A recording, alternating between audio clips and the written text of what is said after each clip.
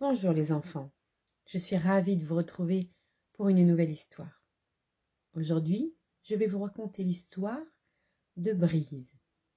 Une histoire écrite par Marc Lévy, Florent Bégu, des éditions Hachette Jeunesse. Léger comme une plume. C'est parti, on y va.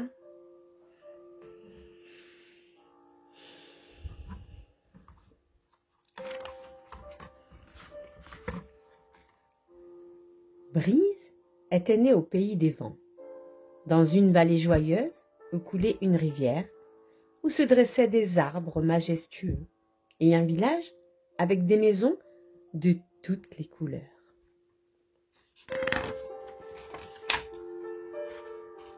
Pourtant, Brise n'était pas heureuse, car contrairement aux autres vents, quand elle se promenait dans la forêt, les branches des arbres ne bougeaient pas.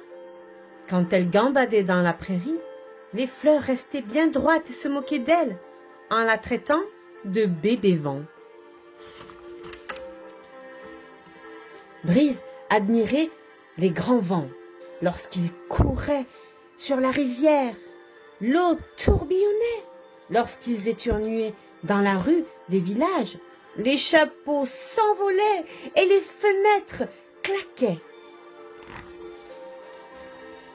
La nuit, elle rêvait d'être comme eux.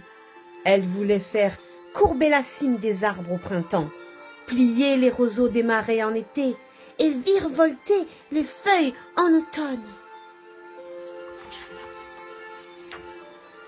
Un jour, elle repéra dans un champ un tas de foin fraîchement coupé et alla souffler dessus de toutes ses forces.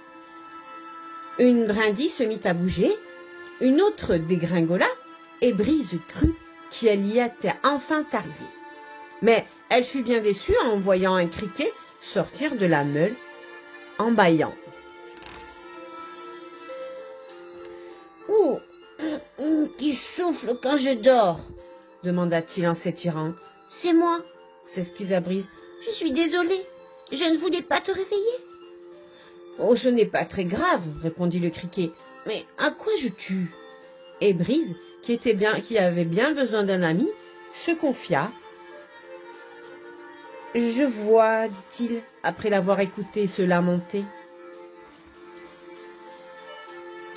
Le criquet grimpa sur la meule de foin et demanda à Brise de souffler sur lui. Brise gonfla ses joues et souffla. Le criquet se courba en avant et ses ailes se dressèrent en arrière. « Pas mal, dit-il, pas mal du tout. J'ai bien failli m'envoler. »« Tu as bougé tes ailes juste pour me faire plaisir ?» protesta Brise. « Tu vas aller trop vite, » lui expliqua le criquet. « Et c'est ce qui te décourage. Tu dois être patiente et apprendre à grandir. Quand j'étais un petit criquet, j'arrivais à peine à sauter de quelques centimètres. Maintenant, je fais des bonds qui m'emmènent très loin. D'un saut, je peux aller jusqu'à la grange que tu vois là-bas. » Le criquet emmena Brise près d'un monticule de sable. « Allez, essaie encore !» Brise gonfla une nouvelle fois ses joues, mais le sable ne bougea pas. « Je vois, » dit le criquet, « il nous faut quelque chose de plus léger pour commencer. »« Allons là-bas, » proposa-t-il, en repérant un tas de feuilles mouillées sur la berge de la rivière. Brise souffla sur le tas, mais les feuilles ne bougèrent pas. « C'est encore trop lourd, » dit le criquet. « On ne se décourage pas, on va y arriver.